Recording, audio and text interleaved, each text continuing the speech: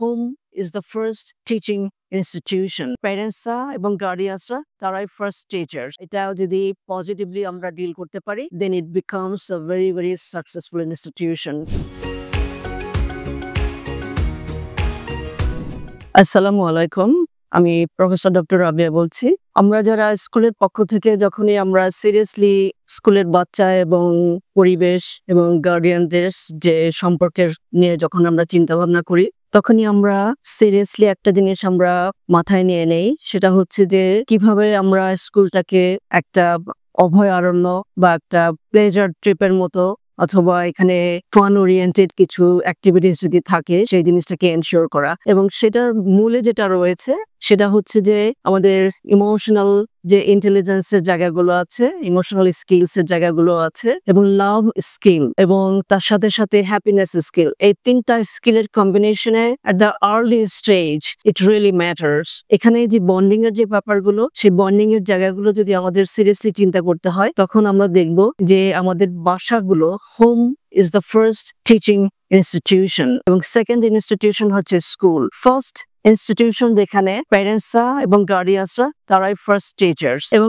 এই first teachers তারা যদি এই জিনিসগুলোকে, লাভ স্কিলস গুলো, ইমোশনাল স্কিলস গুলো এবং হ্যাপিনেস স্কিলস গুলো, এই জিনিসগুলো নিয়ে যদি তারা বাসায় এবং হোম অ্যাটমসফিয়ারে যদি তারা এই জিনিসগুলোকে ডিল করতে পারে, তাহলে সেই বাচ্চার কাছ থেকে আমরা একটা হেলদি ব্রেন আমরা আশা করতে পারি। হেলদি ব্রেন মানে তার থেকে আমরা healthy behaviour, healthy reactions, healthy movements এবং হেলদি মাইন্ডসেট আমরা সবসময় আশা করে থাকি। এবং সেই জায়গা থেকে যদি আমরা সেই গুণগুলোকে, সেই ভার্চুস গুলোকে যদি আমরা সামনে নিয়ে আসতে চাই, তাহলে আমাদের যে সেকেন্ড ইনস্টিটিউশন যেটা স্কুল, সেই স্কুলে আমরা সিমিলার জিনিসগুলোকে আমরা কালচার করছি কিনা, আমরা এনশিওর করছি কিনা, আমরা ইমোশনাল স্কিলস গুলো, আমরা হ্যাপিনেস স্কিলস গুলো, আমরা যে লাভ স্কিলস গুলো, এই তিনটার কম্বিনেশনে যেটাকে আমরা ফাউন্ডেশন বলি, সেই ফাউন্ডেশনটা যদি সেম থাকে স্কুল সেকেন্ড ইনস্টিটিউশন এবং বাসা যেটা, হোম যেটা, সেটা হচ্ছে ফার্স্ট ইনস্টিটিউশন। এই দুইটা ইনস্টিটিউশনের